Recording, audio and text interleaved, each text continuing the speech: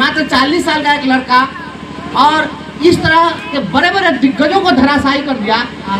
ना अखबार में एक दिन विज्ञापन छपा, न एक दिन भी न्यूज आया। चूंकि मेरे पास पैसा नहीं था तो पेपर वाले को नहीं छाप रहे, हम तो बिना पार्टी के इस मुकाम तक पहुंच गए और लोगों ने इसी कारण से पसंद किया। तो सीढ़ियां उन्हें मुबारक हो जिन्हें महलों पे जाना। उन्होंने कहा कि पटना में जितने भी नेता हैं, सारे पॉलिटिकल लोग आप पर रिसर्च कर रहे हैं कि आखिर यह व्यक्ति है कौन और कैसे यह हुआ। डीएम साहब थे काउंटिंग में, 9 आईएएस उस काउंटिंग में थे, उसमें वित्त सचिव भी थे बिहार सरकार। बैलेट पर जहाँ पर एक लिखना था उस जगह भावना में जाकर लोगों ने लिख दिया मैं अपना दिल आपको देता हूँ। बहुत परेशान है सरकार, हमारे डिपार्टमेंट में तो बहुत खलबली मची हुई है। जो डीएम साहब डिसमिस किए थे उन्हीं के सामने कमिश्नर ने हमको सर्टिफिकेट दिया है। तो हमने डीएम साहब को कहा कि डीएम साहब जिस दिन मैं शपथ लेकर पटना से निकलूंगा तो 15 दिनों के अंदर सबसे पहले आपके गेट पर दरी चादर बिछाऊंगा। सब्सक्राइब करें हमारा चैनल प्रकाश न्यूज लाइव और दबाए बेल आइकन हमारे खबर सबसे पहले देखने के लिए। नमस्कार, आपका स्वागत है एक बार फिर से प्रकाश लाइव के फेसबुक पन्ने पे आप देख रहे हैं और यूट्यूब चैनल पे भी आप लगातार खबरें देख रहे हैं। वही आपको बता दें कि शिक्षक नेता बंशीधर बरजवासी जो तिरहुत स्नातक उपचुनाव को जो है काफी बहुमत वोटों से जीत दर्ज करने के बाद आज जो है मुजफ्फरपुर जिले के मरवन प्रखंड के अपने गांव रक्षा में पहुंचे, जहां पे भव्य तरीके से उनका स्वागत किया गया। वही आपको बताते चले कि जहां पे पहले वे विद्यालय में पढ़ाते थे वहां पर भी जाकर बच्चों का हौसला बढ़ाया है। वही रसोइया को लेकर भी कई बड़ी बातों कहा। उन्होंने साफ तौर पे कहा कि हम रसोइया का भी जो है आंदोलन को तेज करेंगे और उनकी जो है मांगों को जो है सरकार तक जो है मंगवाने का काम करेंगे। और उन्होंने साफ तौर पे कहा कि हम मुख्यमंत्री नीतीश कुमार को आंख में आंख डालकर जो है अपनी बातों को रखने का प्रयास करेंगे। आगे क्या कुछ लोगों के बीच में अपने बातों को रख रहे हैं और भावुक भी हो रहे हैं, खुद सुन लीजिए। सोशल मीडिया पर जो है उन्होंने पोस्ट करके इसके बारे में जानकारी दी है। आज रक्षा गांव में पहुंचे थे अपने गांव में, आगे क्या कुछ बोल रहे हैं खुद सुन लीजिए।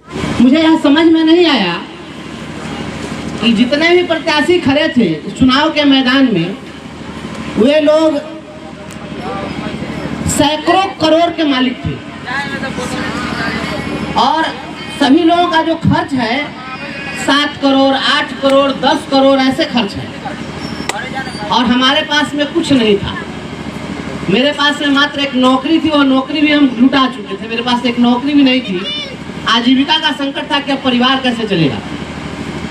और वैसे समय में पूरे बिहार के शिक्षकों ने, जब मुझे डिसमिस कर दिया गया तो लगभग 1,500 शिक्षक हमारे आवास पर आए थे और सभी लोगों ने कहा कि अगर बोलने के कारण सरकार ने आपको डिसमिस कर दिया है तो आप चुनाव लड़िए। सरकार को पावर था, सरकार ने आपको डिसमिस कर दिया, हमको भी पावर है, हम आपको विधान पार्षद बना करके सदन में भेज देंगे और आप वहां जाकर बोलिए, मुख्यमंत्री के सामने जाकर बोलिए। तो यह लड़ाई बोली की है। बोलने के कारण आज मैं बर्खास्त भी हुआ और बोलने के कारण ही अब मैं विधान पार्षद भी बन गया। और जब काउंटिंग हो रही थी, मैं आप सभी लोगों को नमन करता हूं, इस मिट्टी को प्रणाम करता हूं। मैं यहाँ जन्मा हूं, पला बढ़ा हूं। इस देश के पूरे इतिहास में ग्रेजुएट कंस्टिट्यूएंसी का एकमात्र ऐसा चुनाव था जिस चुनाव में 197 बूथ था।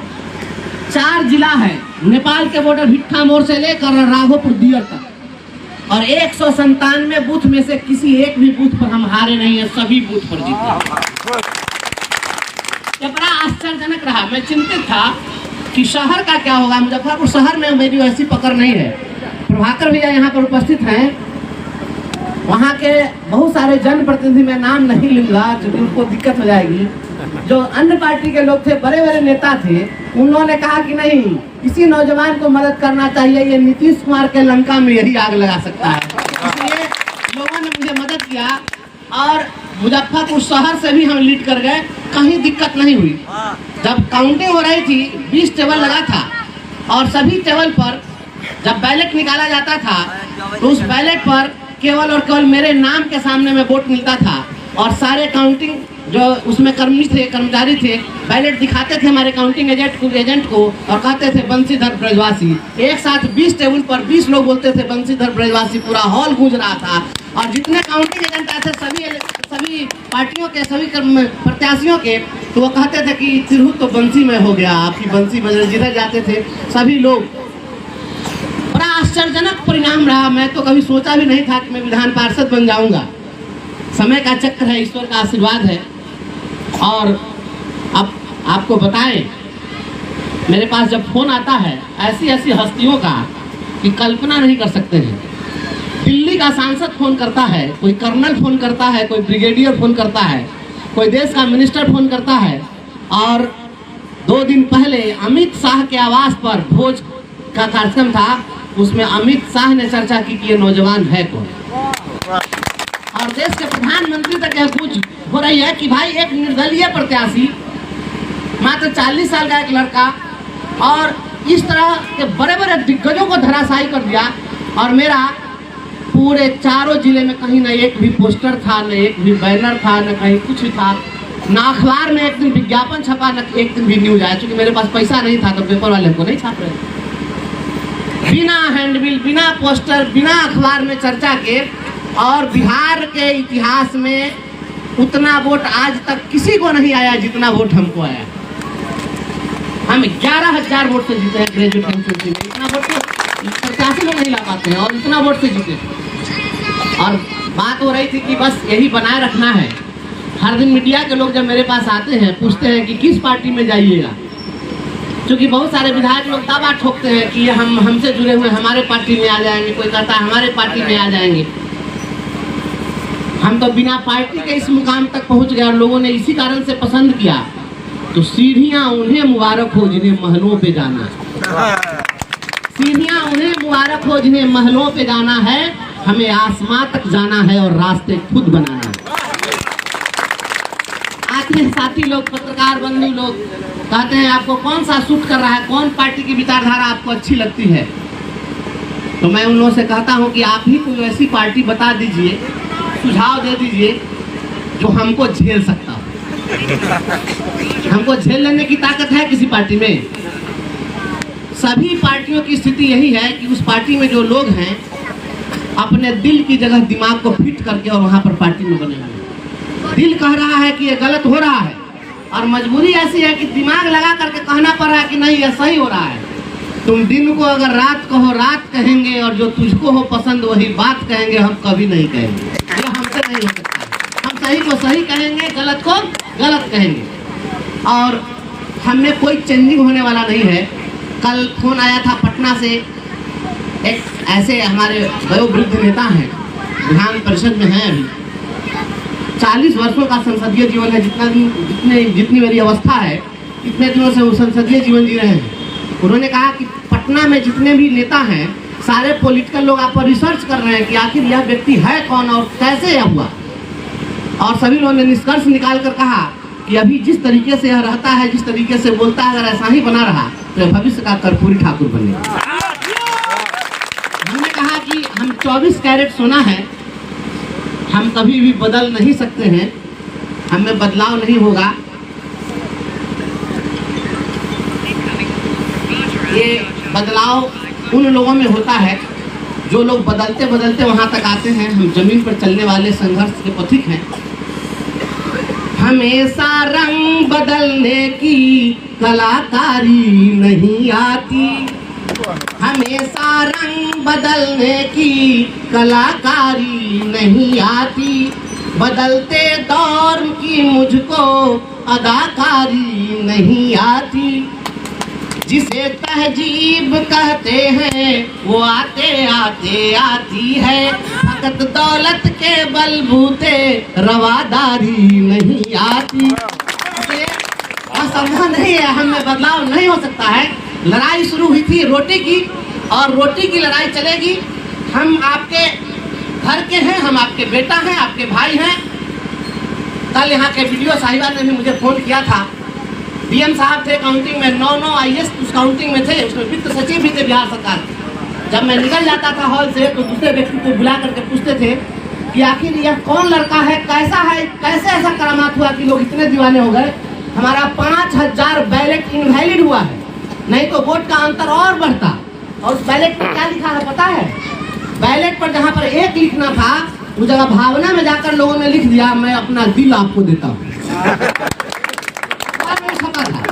जाकर उस पर लिख दिया मैं अपना वोट बंशीधर ब्रजवासी जी को देता हूँ, और इसके कारण वह कैंसिल हो गया क्योंकि नहीं लिखना था, वहाँ 1 लिखना। लोग कहा कि इतनी दीवानगी कैसे हो गई इस नौजवान की। तो देखिए ऐसा है कि कार्यकाल हमारे लिए बहुत छोटा है, हमको चैन से नहीं रहना होगा। बड़ी जवाबदेही है, ये जीत नहीं है, जिम्मेवारी है। आप त्याग तप की साधना से इंद्र तो बनना सरल है, स्वर्ग का ऐश्वर्य पाकर मत भुलाना ही कठिन है।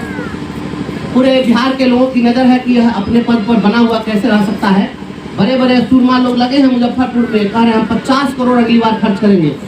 तो लोग कहते हैं कि हम 50 करोड़ खर्च करेंगे, तो हम कहते हैं कि हम इतने लोगों का पैर छू लेंगे, उतने वोट से हम जीत लेंगे। लड़ाई एक तरफ धनबली की है और एक तरफ फकीरी की लड़ाई है। हम लड़ने का जब निर्णय लिया तो शिक्षकों ने 51 रुपया से लेकर के 11,000 तक चंदा दिया।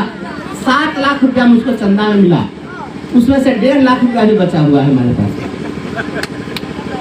जब हम लोग बूथ पर दे रहे थे कि पोलिंग एजेंट बनाने के लिए, तो नौजवान सब पैसा नहीं ले रहा था, और अब पूरे बिहार का नौजवान हमारे पास आ रहे हैं बड़ी उम्मीद के साथ। अब नौजवानों को लग रहा है कि बिना पैसे का भी चुनाव जीता जा सकता है, गरीब का बेटा भी नेता बन सकता है। और हमको ऐसे ही नौजवानों के कंधे पर हाथ रख के उसको बढ़ा देना है। अगर उसमें टैलेंट है निकलेगा, आगे बढ़ेगा। हमें नौजवानों को बढ़ा देना है, और लड़ाई रोजी रोटी की है। आपके गांव के विकास के लिए भी जितना कुछ हो सकेगा डीएम से बात करना होगा, आपको पदाधिकारियों से बात करना है, सदन में सवाल उठाना है, जो कुछ भी हो सकेगा हम करेंगे। सरकार परेशान है, आप लोग नहीं समझ पाएंगे उन चीज़ों को जो हो रहा है।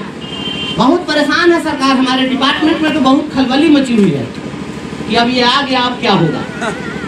क्योंकि हमने कहा डीएम साहब को, काउंटिंग हो रही थी, उसी दरमियान डीएम साहब ने मुझसे पूछा कि आपका गांव कहाँ है ब्रजवासी जी, आपकी पढ़ाई लिखाई कहाँ हुई है। तो यही डीएम साहब हमको डिसमिस किए थे।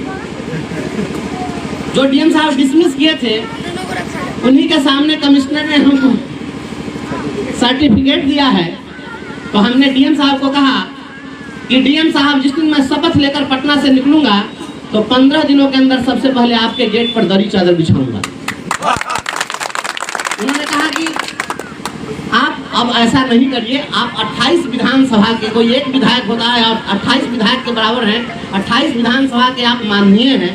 मैंने कहा कि रहने को घर नहीं है हिंदुस्तान हमारा, इस मुगालते में मैं नहीं जीता हूँ। मुझे लोग धरना प्रदर्शन के लिए जानते हैं, गाड़ी में दरी और चादर परमानेंट रहेगा, जहाँ समस्या शुरू होगी मेरा धरना प्रदर्शन वहीं से स्टार्ट होगा। लड़ाई गरीबों की है, अमीरों के लिए तो कुछ किसी को लड़ने की जरूरत ही नहीं, वो सक्षम है। गरीबों की लड़ाई होगी, रोजी रोटी की लड़ाई होगी, मजदूरों की लड़ाई होगी, जहाँ भी लड़ाई की बात होगी मैं वहाँ पर खड़ा रहूँगा। और हमारी जो जिंदगी है इसी संघर्ष के नाम समर्पित होगी। 50 रुपया रोज पर शिक्षा मित्र के रूप में बहाल हुए थे हम लोग, आज 50,000 रुपया वेतन मिल रहा है। इसके लिए हमने अपना खून पसीना बहाया है, इसके लिए हम पटना की सड़कों पर सोए हैं, लाठी खाए हैं, गिरफ्तारी हमारी हुई है। जिस डीएम साहब ने, लोकतंत्र की खूबसूरती है, जिस डीएम साहब ने मुझे डिसमिस किया, अब उन्हीं के चैम्बर में जाएंगे तो वही डीएम साहब खड़ा होकर मेरा अभिवादन करेंगे। यह लोकतंत्र की खूबसूरती है, यह आप लोगों के आशीर्वाद से ही संभव हुआ है। इसलिए हम तमाम अपने क्षेत्र के सभी नौजवानों से भी कहना चाहते हैं, हमको शपथ ले लेने दीजिए, थोड़ा सा सिस्टमेटिक करते हैं और कुछ व्यवस्थित करेंगे और सभी लोगों को जोड़ेंगे। कि आपने साफ तौर पे सुना कि तिरहुत स्नातक उपचुनाव में काफी जो है दिलचस्प मुकाबला था। एक तरफ इंडिया अलायंस से गोपी किशन प्रत्याशी बनाए गए थे, वही एनडीए से जो है अभिषेक झा थे, वही जन सुराग से विनायक गौतम थे, वही शिक्षक नेता जो बंशीधर ब्रजवासी है जो रिकॉर्ड वोटों से जीते हैं, एमएलसी बन चुके हैं। क्या कैसा लगा खबर वो भी आप कमेंट करके बता सकते हैं। यूट्यूब चैनल को सब्सक्राइब नहीं किए हैं तो यूट्यूब चैनल को सब्सक्राइब करिएगा ताकि हर एक खबर आपको मिलता रहे। तब तक याद दीजिए, जय हिंद, जय बिहार।